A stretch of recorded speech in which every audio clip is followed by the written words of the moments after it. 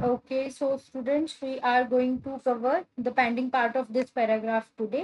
तो देखो इसमें हमने पढ़ना है साइंटिफिक नेम्स के बारे में और फिर टेक्सोनॉमी के बारे में, सिस्टमैटिक क्लासिफिकेशन, कैरेक्टराइजेशन, सब कुछ इसी में हम आज कवर कर लेंगे। ओके, तो सबसे पहली चीज मैं यहाँ पे आपको बताती हूँ कि कल हमने कहाँ पे छोड़ा था। कल हम बात कर रहे थे कोड्स के बारे में, राइट? हम कोड्स को डिस्कस कर रहे थे। एक मिनट।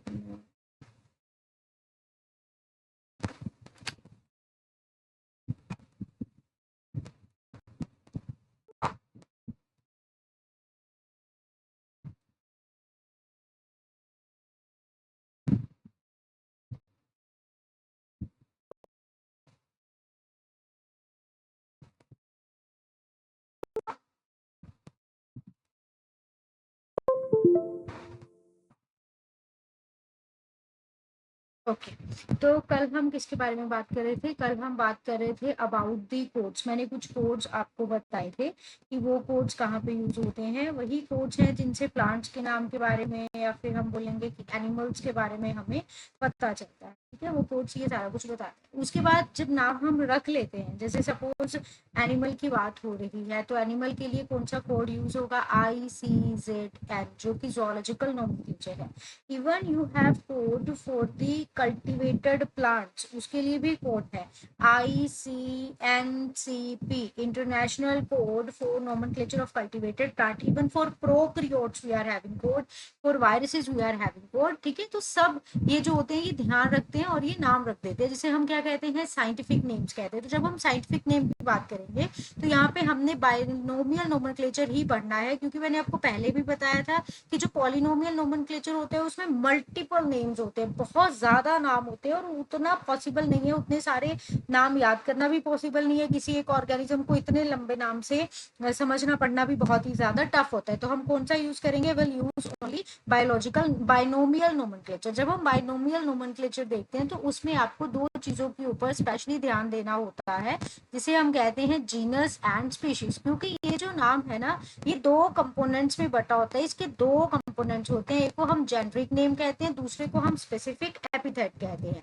तो इट इज हैविंग, जैसे हम किसी भी साइंटिफिक नेम की बात करेंगे तो हम बोलेंगे कि हमें इसके दो कंपोनेंट्स को डिस्कस करना है। एक इसका पहला कंपोनेंट होगा, जो पहला वर्ड होगा जो आपको जीनस के बारे में बताएगा। एक इसका सेकेंड कंपोनेंट होगा जो इसके स्पीशीज एपिथेट के बारे में बताएगा। जैसे कि यहाँ पे आप देख सकते हो, हमारे पास एग्जाम्पल है ऑफ मैंगो। तो यहाँ पे आपके पास जीनस भी है और स्पीशीज भी है। जीनस मैंजिफेरा जो उसका जीनस है वो है, और इंडिका यहाँ पे उसका स्पेसिफिक एपिथेट हो गया। ये हमें कार्लस लीनियस ने दिया है बाइनोमियल नोमेनक्लेचर के बारे में, वो भी हमें बताता है, क्योंकि दो word format was very convenient. तो सब नाम जो कार्लस लीनियस ने है, जितने हो सकते थे मैक्सिमम, उसी में चेंज कर दिए। तो इस नोमेनक्लेचर के कुछ रूल्स हैं जो सबको फॉलो करने होते हैं। वो कौन से रूल है? सबसे पहला रूल है कि हम भाई ये जो वर्ड्स हैं वो लैटिन भाषा में होने चाहिए। क्यों? क्योंकि Latin is considered as dead language. Dead language में कोई चेंज नहीं होता है, जो भी लैंग्वेज हम बोलते हैं उसमें चेंज होता रहता है, तो नहीं होगा यहाँ पे कोई भी चेंज। तो सबसे पहली बात है लैटिन में लिखो, और दूसरी बात है जब भी आप इसको लिखोगे ना तो इसको अंडरलाइन करना होगा, क्योंकि अगर तो इसको टाइप किया जा रहा है फिर तो इटैलिक्स में टाइप कर देंगे, कोई दिक्कत वाली बात नहीं। रिटर्न की जगह यहाँ पे अगर टाइप होगा तो ज्यादा अच्छा रहेगा। अगर हम टाइप कर रहे हैं तो वो हमेशा इटैलिक्स में होगा, राइट? जैसे इधर की कहीं, यानी जैसे कंप्यूटर में अगर लिख रहे हैं तो इट विल बी लाइक ऐसे टेढ़ा टेढ़ा, इस तरीके से, राइट? इस तरीके से होगा। और अगर हम उसको नोटबुक पे लिख रहे हैं तो it is always underline separately, अलग अलग हम उसको अंडरलाइन करेंगे। पहला वर्ड जो रहेगा जीनस का, वो हमेशा ही, पहला लेटर जो रहेगा जीनस का, वो हमेशा ही कैपिटल रहना चाहिए। यहाँ पे देखो एम कैपिटल है। जो दूसरा, जो हमारा सेकंड कंपोनेंट होता है, जिसे हम स्पेसिफिक एपिथेट कहते हैं, उसका जो फर्स्ट लेटर होता है उसको हम हमेशा ही स्मॉल रखेंगे, हमेशा हमेशा के लिए। ठीक है, तो देखो दो वर्ड्स होंगे, पहला वर्ड जीनस होता है, दूसरा स्पेसिफिक एपिथेट होता है। इनको सेपरेटली अंडरलाइन करना है। जब भी प्रिंट करना है इटैलिक्स में करना है। फर्स्ट जो जीनस है उसका जो फर्स्ट लेटर है उसको हमेशा कैपिटल करना है, दूसरे को हमेशा आपने स्मॉल लेटर में लिखना है, जो आपका स्पेसिफिक एपिथेट होगा। फिर एक बात आ जाती है, अगर आपने साइंटिफिक का नाम लिखना है, जैसे ये आपको पता होगा PYQ रह चुका है कि लिखने का तरीका कौन सा सही है। तो इसमें जैसे मैंगीफेरा यहाँ पे इंडिका लिखा हुआ है और पीछे लिखा है लिन, तो लिन का मतलब क्या है? It was first discovered by the Linn, homogeneous. अगर बाद में इसको कोई भी ए बी सी आ करके इसको एक अलग कैटेगरी में रख देगा मैंगो को, तो उसका नाम आप कैसे लिखोगे, पूरा मैंजिफेरा इंडिका लिख के उसके बाद एल और फिर डॉट और फिर जिसने भी ये नाम को आगे बताया उसका नाम हम लिख देंगे। मतलब पैरेंथेसिस का ध्यान रखेंगे, जिसने पहले बताया है उसके बारे में इंफॉर्मेशन देनी इज वेरी वेरी इंपॉर्टेंट। ये कुछ छोटे से पॉइंट्स है, इजी पॉइंट है जो बाइनोमियल नोमेनक्लेचर के बारे में आपकी बुक ने दिए हुए हैं, ठीक है। तो जब हम नाम रख लेते हैं, हम नोमेनक्लेचर कर लेते हैं, तो इससे बहुत सारे ऑर्गेनिजम्स को हम सॉर्ट कर सकते हैं। लेकिन अभी भी एक प्रॉब्लम है। प्रॉब्लम क्या है, there are a lot of organisms. उन सारे ऑर्गेनिजम्स को नोमेनक्लेट करना तो इजी है, नाम रखना तो इजी है, लेकिन उन सारे ऑर्गेनिजम्स को रीड करना, पढ़ना, समझना इज नॉट इजी। इसीलिए हम उनका क्या कर लेंगे, हम उसकी क्लासिफिकेशन कर लेंगे। जैसे स्कूल में हर एक बच्चे को उसके नाम से जानना is not possible, rather we can divide those kids in different different groups या फिर डिफरेंट डिफरेंट क्लासेस में रख देंगे, और फिर क्लास से हम समझ लेंगे कि भाई फर्स्ट क्लास की बात हो रही है तो कितना लेवल हो सकता है, सेकंड की बात हो रही है तो बच्चा कितना ही समझेगा, उस तरीके से, राइट। तो ये जो है क्लासिफिकेशन वाला पार्ट है जो बहुत बहुत इंपॉर्टेंट है। अभी मैं आपको यहाँ पे एक चीज बताती हूँ, जो भी ऊपर आप पढ़ रहे हो, अब तक आपने पढ़ा है, तो उससे आपके पास एक अलग तरीके की फील्ड निकल के आती है जिसे हम कहेंगे टेक्सोनोमी। What is taxonomy? अगर आपको टेक्सोनोमी याद रखना है तो आपको याद रखना होगा, इसको याद रखने का एक ट्रिक है, that is Indian national Congress, right. तो आई से आइडेंटिफिकेशन, आई से क्या हो रहा है, आइडेंटिफाई करो किसी भी ऑर्गेनिज्म को, कर लिया जैसे हमने पहले पढ़ा था। फिर यहाँ पे एक नया वर्ड जुड़ गया है, that is characterization. Now what is a characterization? Characterization होती है ऑर्गेनिज्म के मॉर्फोलॉजिकल करेक्टर, वो बाहर से कैसा दिख रहा है तो उसकी मॉर्फोलॉजी को पढ़ना, वो अंदर से कैसा दिख रहा है, उसका इंटरनल स्ट्रक्चर कैसा है, जिसे हम अनाटमी कहते हैं, अनाटमी को स्टडी करना, बॉडी कैसे फंक्शन करती है, फिजियोलॉजी, मतलब डीएनए करेक्टराइजेशन भी होती है, किस तरीके का डीएनए, एवोल्यूशनरी सीक्वेंसेस पता लगते हैं। तो वो एक सॉर्ट ऑफ आइडेंटिफिकेशन के जैसा ही आपका एक करेक्टर हो जाता है, एक आप बोलो कि की पॉइंट होता है। तो करेक्टराइजेशन एंड आइडेंटिफिकेशन, देन एन से नोमेनक्लेचर, पहले आइडेंटिफाई करेंगे फिर उसका क्या रख देंगे, नाम रख देंगे, and then is the classification. Now what is the classification? उसको भाई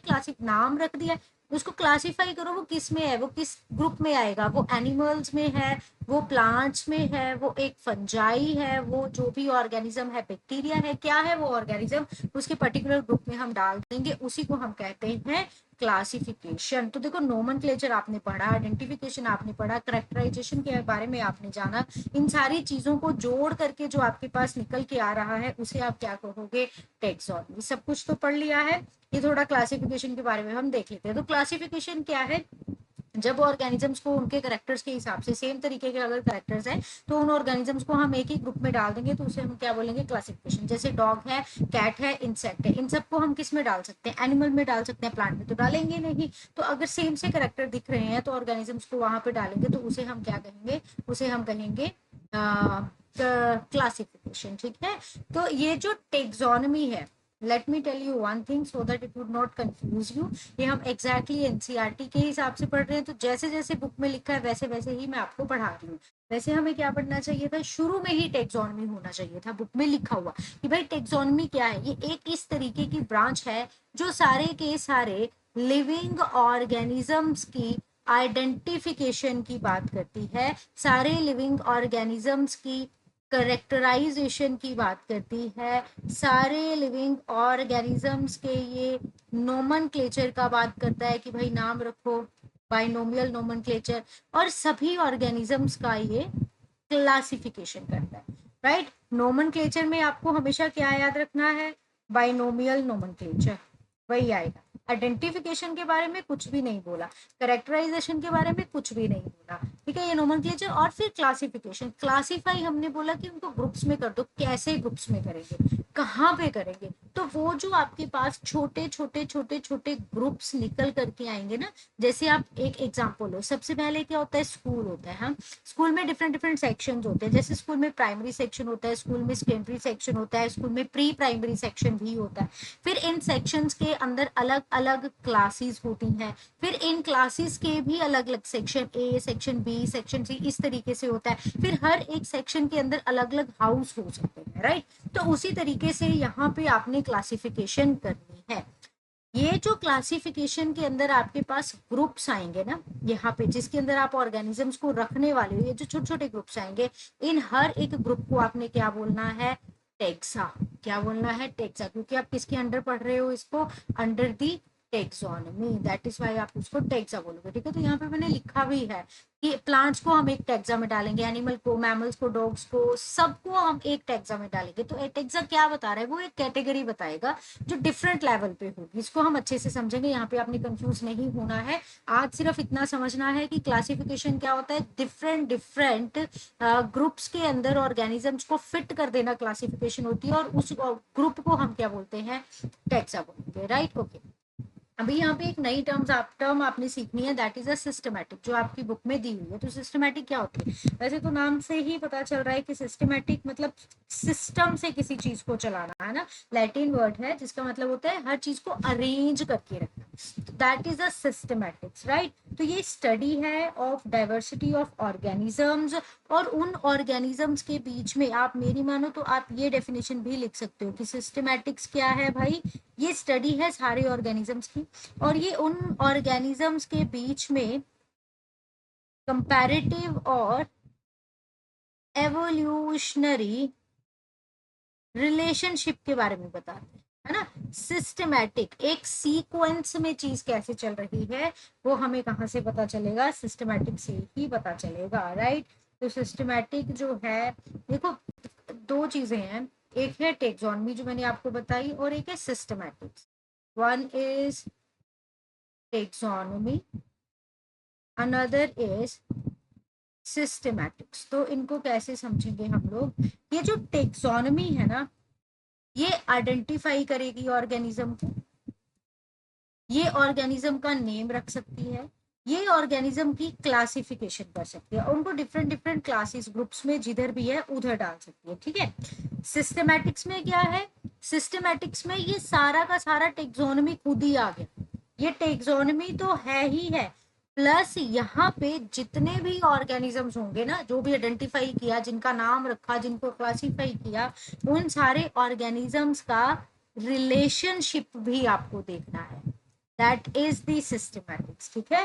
तो ये जो टेक्सोनमी है ये फोकस करती है नेम पे और ऑर्गेनिजम्स को क्लासिफाई करने पे, जो सिस्टमैटिक्स है ये फोकस करता है नेम पे, ऑर्गेनिज्म को क्लासिफाई करने में, ऑर्गेनिज्म का एवोल्यूशन समझने में, ठीक है। तो ये सब उसमें भी विश्वास रखता है, सिस्टमैटिक्स, समझ गए हो। अभी एक और टर्म भी है, दैट इज नियो सिस्टमैटिक, वो टर्म भी एक नई टर्म आ गई है, that is the new systematics या फिर नियो सिस्टमैटिक। इसे मॉडर्न सिस्टमैटिक भी कहीं कहीं पे लिखा होता है, sometime also referred as modern systematics. तो ये क्या है, ये मॉडर्न अप्रोच है। मॉडर्न अप्रोच किस तरीके से है, जो रिलेशनशिप्स है ना, जो एवोल्यूशनरी रिलेशनशिप्स हैं उनको फाइंड आउट करने के लिए यहाँ पे सिर्फ और सिर्फ मॉर्फोलॉजी का नहीं,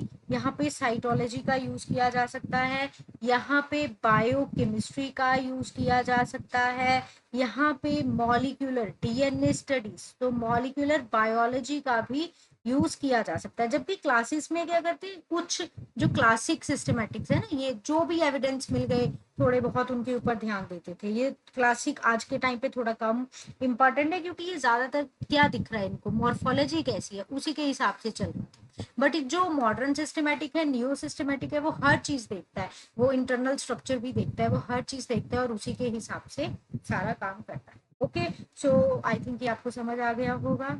तो आज के लिए इतना ही।